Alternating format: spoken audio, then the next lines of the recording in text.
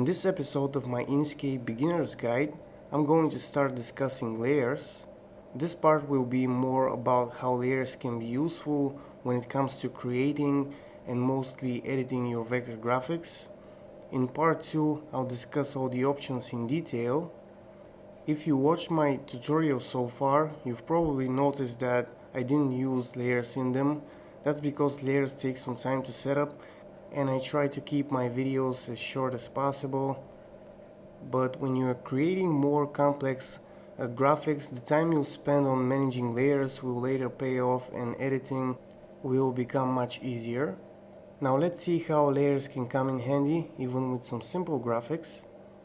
I'm going to grab the text tool and I'm going to type layers.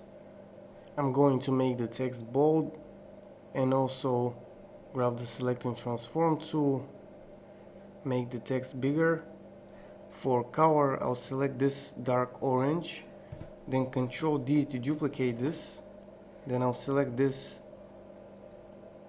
light orange color, then I'll start the fill and stroke tool and I set the fill to linear gradient, then I'll choose this tool, create and edit gradients, and I'm going to adjust this.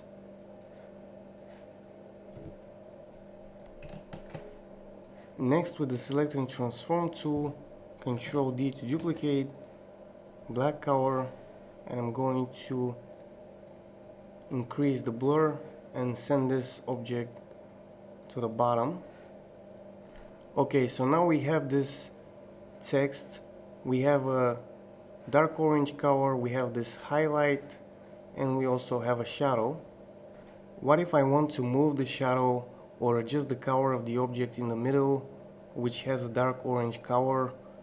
It will be difficult to select them. I can use the tab key to switch between different objects. I can also use these buttons here to lower or raise the selection, and I've done this many times in previous tutorials. I can also just move the objects, do my editing, and then align them. But all this will become very difficult when you are creating a complex graphic with many objects on top of each other, overlapping. So to make your life a lot easier, you can just go to the layers menu and select this option, and this will start this layers dialog.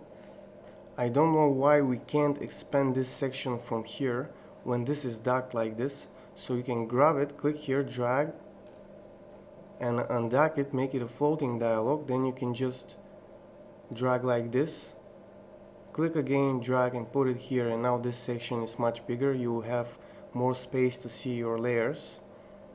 So by default, anything you create in Inkscape is created in this layer 1, and something you should know, layers in Inkscape don't have a size. If you have experience in photo editing softwares, for example like GIMP, you know that layers there have size. Here in Inkscape you don't have a size. You can zoom out all you want. Everything here is just one layer. Now let's put each object of this graphic on a separate layer. I'm going to click on this option to create a new layer. Just click add and do this one more time. I'm going to name the bottom layer to shadow. This one I'm going to name base, and this one highlight. Next, I'm going to select this highlight, go to the layers menu and choose this option, move selection to layer above. This option has a keyboard shortcut, shift plus page up. Now let's select it one time, and now you see that this layer became active. This object with the highlight is now on this base layer, and if I hit shift page up, this will move this object to the next layer, highlight. Now I'm going to select the shadow layer. I'm going to make this layer invisible with the highlight, and now I can select the base object with the dark orange color, and then with shift page up I'm going to move it to this layer. So now the shadow object remained in this shadow layer. This dark orange object is here in this layer, and the highlight is in this highlight layer. So for example, if I want to edit my shadow, what I can do is turn these two layers off, and then I can just click here and edit the shadow. But there's something else you can do. I'm going to turn these layers on, and I'm going to click on this locks here to lock these layers. Now what this does is that I can't select anything that is in this layer. So if I click here, even though I see these objects, I'm going to select only the shadow. And now I can click and drag like this to move it. I can experiment all I want with the position of the shadow without having to worry about the objects above, if I'm going to select them or move them by accident. And for example, if I lock this shadow layer, I'll no longer be able to select anything here in my graphic. Let's see how we can change the color of the middle object. All we need to do is just unlock this layer, click here, and then we can select, let's say, this darker orange, and you see how this changed our object. So you see that once you set up your layers, editing your objects become very easy.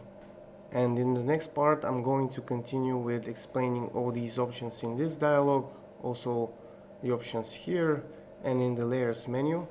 And I hope this video was useful. If it was, subscribe, like it, leave me a comment, visit my channel for more, and that's it for now. Bye.